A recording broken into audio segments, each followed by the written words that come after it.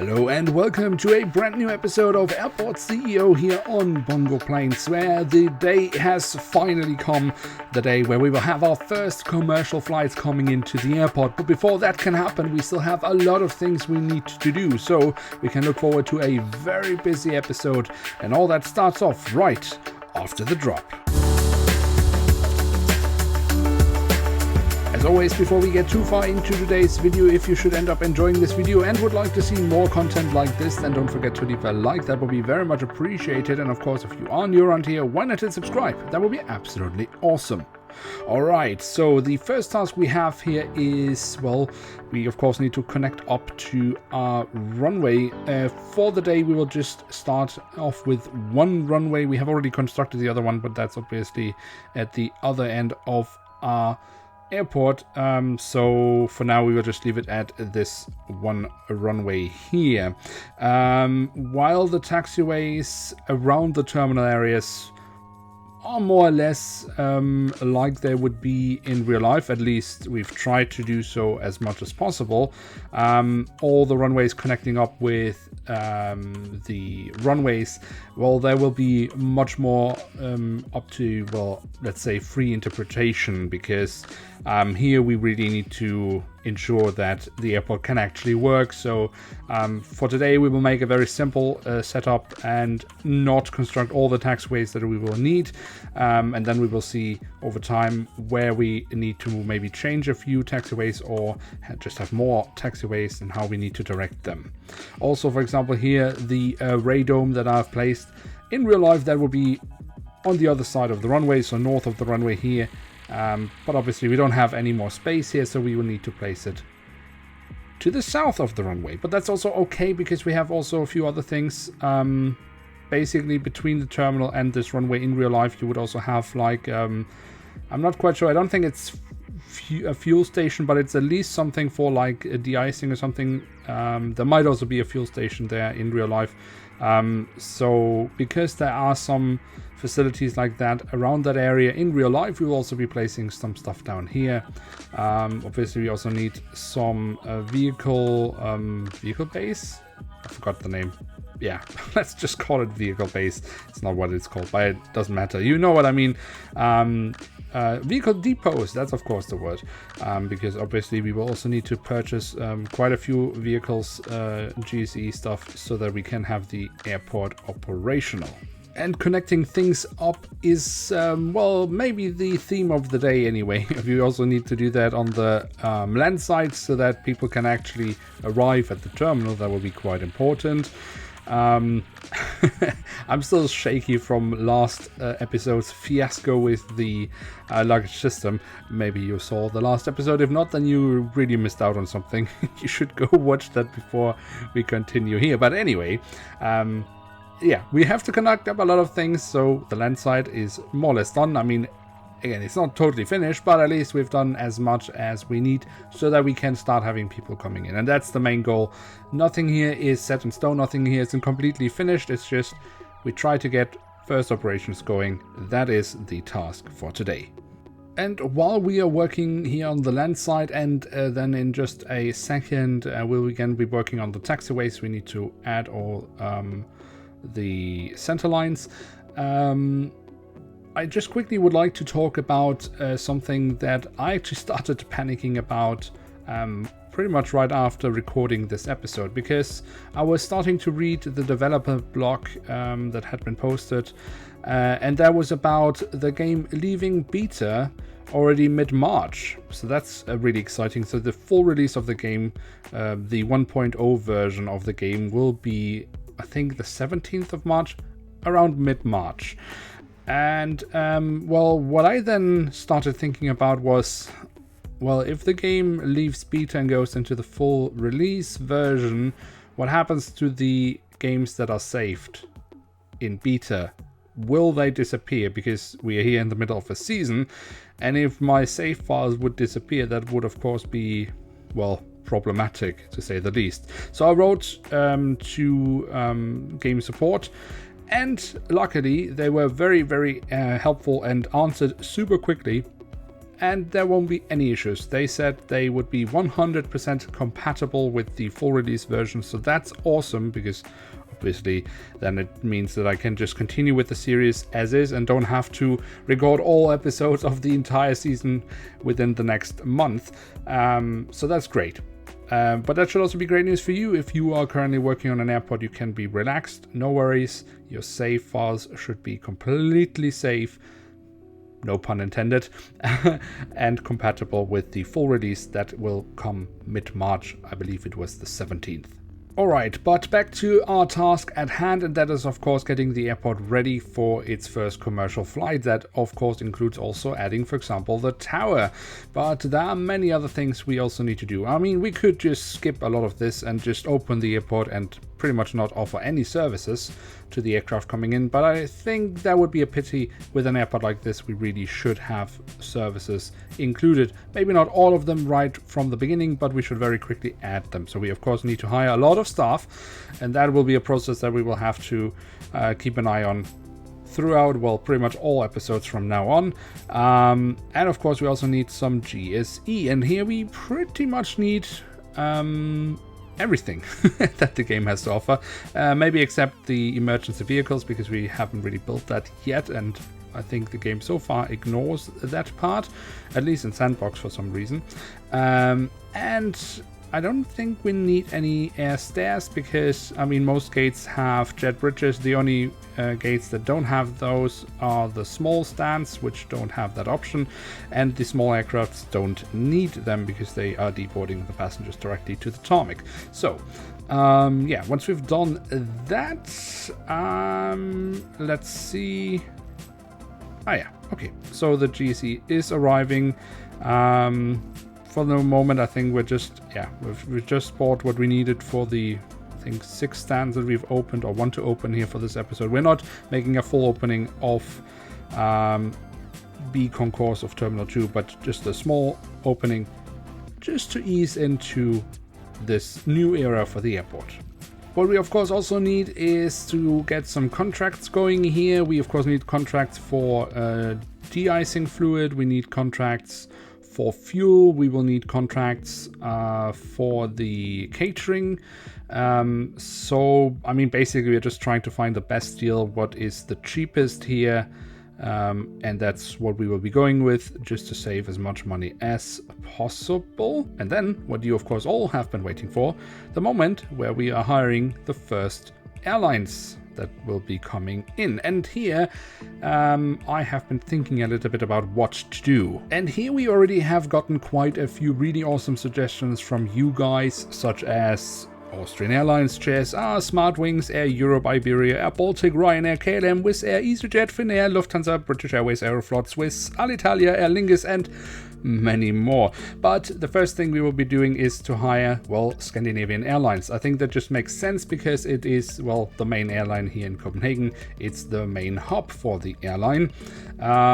And we will be hiring one more airline in this episode. Unfortunately, none of the ones you have suggested, but don't worry, I've kept all your suggestions and we will be going through them in the next few episodes. And of course, you can continue to make suggestions.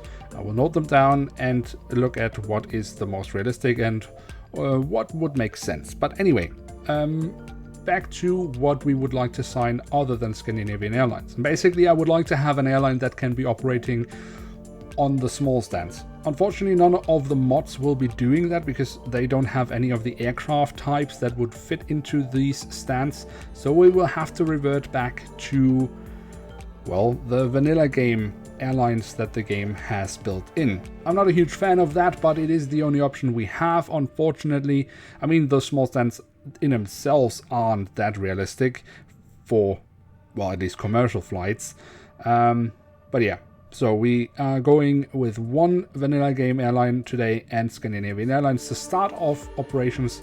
But of course, as I say, all your suggestions have been noted down and we will try to add as many of them throughout this season. And of course, you can keep on making new suggestions because that's always nice to have in the backhand when we are looking at what to sign for the airport. But now that we have signed the airlines, the clock is ticking, not just for this episode, but also, well, for the airlines, because obviously now they're starting to rate us, and the longer we take to actually start taking in any flights, well, the more unhappy they will be with us. Now, of course, we can compensate that a little bit by, well, keeping the game in pause, but there are some things where we need to advance the time so that they will start working, and that means, of course, we need to really get going here and make sure that everything is operational. It doesn't need to be perfect, but it needs to be operational. And a few things, of course, should also happen, and that's, for example, I mean, we won't be adding any shops today, but it shouldn't look completely bare-boned in here, so a little bit of work we should be doing here inside the terminal, just to make sure that, well, yeah, that it doesn't look completely like a construction site. We do, of course, also need to make sure that our workers can actually access all the areas they need to be working at. For example, here the baggage base, that's really important. And then we need to check up that everything is connected correctly. That's really important. Let's also quickly check here the runway, because we have quite a few options here. So we want to have, obviously, all aircraft types coming in. They should be commercial, and we would like to have both takeoff and landing here at the runway, because we only have the single runway in use at the moment. Then, of course, we have to check up. So we have activated all our gates, and then we come to the, well, grinding mode of connecting up all our check-in counters. And yes, that is, of course, quite the grind, but we need to make sure that they all connect up with their respective baggage bay, because it's a huge pain in the butt if we have already started taking in aircraft and this still hasn't happened yet, because then it will be a huge mess in actually getting this work done. And there are loads of these things that we need to check to make sure that all the connections are working. And yeah, this is pretty much the last thing we need to do before we can get aircraft in. But of course, when you start checking and start looking at things, you start noticing where all your mistakes are. And the first thing I noticed, well, that's luckily very easily fixable. That's basically that we still have nowhere where the passengers will be able to leave the security zone, because we have walled off the only path towards the only security exit we have. So that's easily fixable by simply just removing the wall. And then, of course, whenever you place a wall, it removes whatever zoning was underneath the wall, especially the security zone. So you need to add the security zone again, otherwise passengers won't be able to cross here. That's really easy. So that's super quickly solved. But then I started looking down here, and what do we have here? Well, we have a lot of people. They should all be workers, all my staff. Okay, I have no door. That obviously makes it difficult for them to get into the terminal. So let's add some doors, but they're not moving. Then I took a look over here at our land side in front of Terminal 2, and we have a lot of people walking around here as well. They're also staff. They do seem to go up in the passerelle that we built a few episodes ago, but they don't really seem to go anywhere, especially not into the terminal. Why is that? In the end, I ended up spending quite a lot of time with this issue, because I just could not make these workers go anywhere. They were clearly complaining about that they couldn't reach some place, but I didn't know what place it was. I tried building new paths for them. I was thinking maybe my passerelles wouldn't work, but obviously they should be able to enter through Terminal 3. So what was the issue? Well, remember a few episodes ago when we started zoning our airport, we created terminals? Well, that's the issue, because when I have been hiring staff, the airport has automatically distributed the staff across the 3 terminals.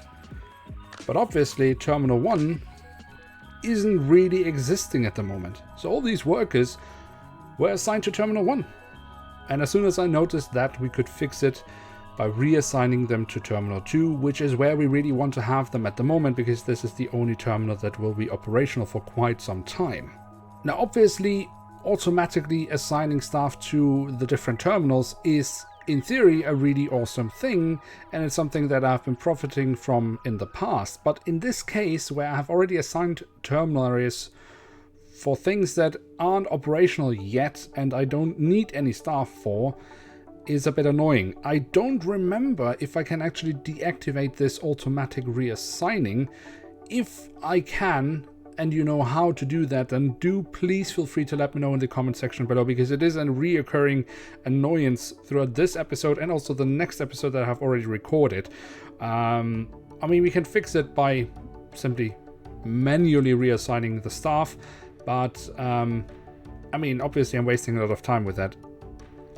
In the back of my head, I do think that there is a way to deactivate this automatic assignment, but I just can't remember if that is a thing or not. But if you know, then please feel free to let me know in the comment section below so that I and everybody else can profit from your knowledge. Alright, but for now we managed to overcome this crisis and we managed to assign all the staff we've hired to Terminal 2. The same goes for the GSE, so we should be ready now to receive some aircraft. Now for that, of course, we need to assign flights, and we have a few options here. I would like to start with a Danish internal flight with a aircraft going into the small stands, just because, you know, very few passengers, not much can go wrong.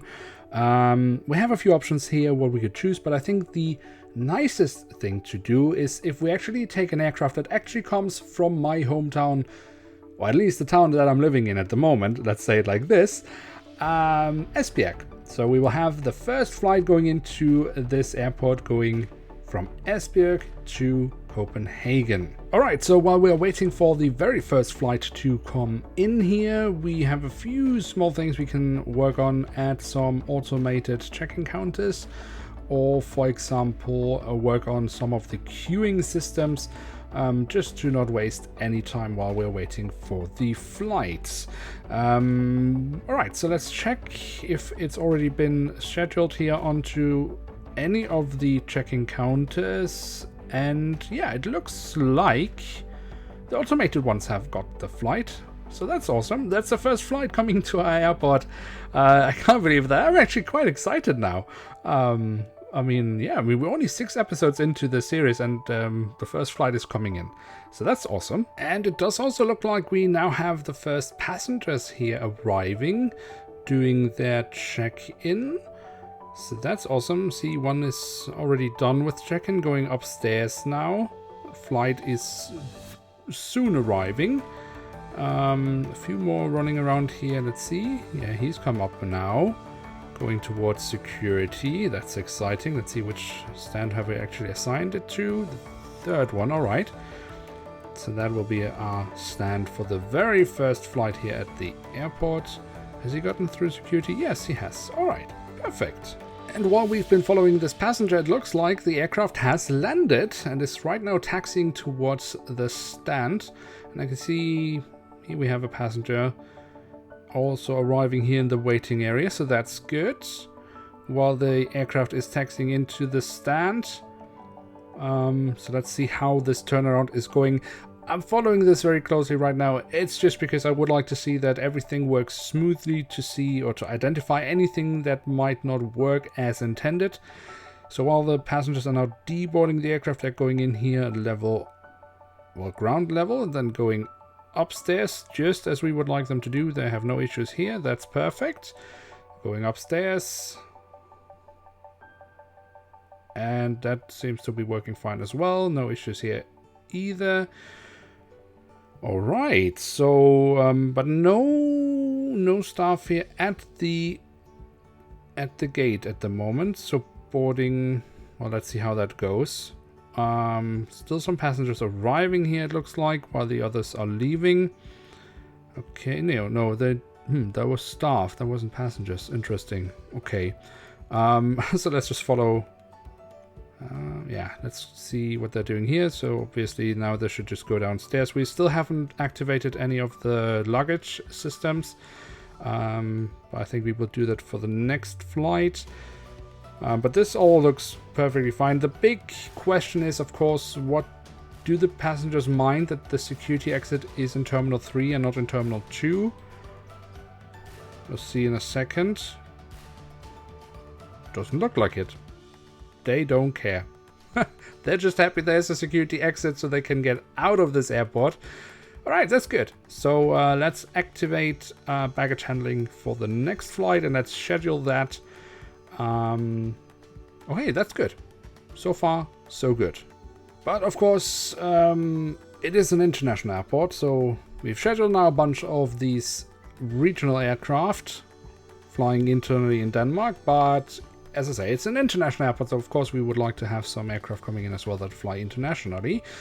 And that will be handled by Scandinavian Airlines today. So let's pick a flight. Let's see. Where are you going? Where are you going? International now. That's wide bodies. We don't take those yet. Strasbourg. Yeah, Strasbourg could be a nice first destination for our first international flight, I guess. Let's just quickly check. So this aircraft is going out now. Going back to Esbjerg. Perhaps we'll be flying over my house in a few minutes.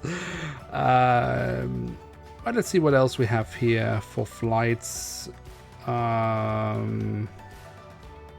Let's check it out. These are Vienna. That could be something. Perhaps the first flight should go to Vienna? Yeah, why not? First international flight will be coming from Vienna. Okay, so I've been monitoring the game for a little while now, taking a look at all these small aircraft coming in, and that does seem to be working just perfectly fine. But now, of course, here we have the first international arrival coming in from Vienna, this A320 of Scandinavian Airlines. And I will be taking a closer look at that turnaround as well, just to make sure that everything runs smoothly, that we haven't missed anything or have any issues somewhere. But I think while I do that, it is probably time to end today's video because it is getting rather long now. So if you have enjoyed this video, then don't forget to leave a like. That would really help us out. And of course, if you are new around here, why not hit subscribe? That would be absolutely awesome. With that, I'd like to say thank you so much for watching and hope to see you soon again. I'm checking out, and bye.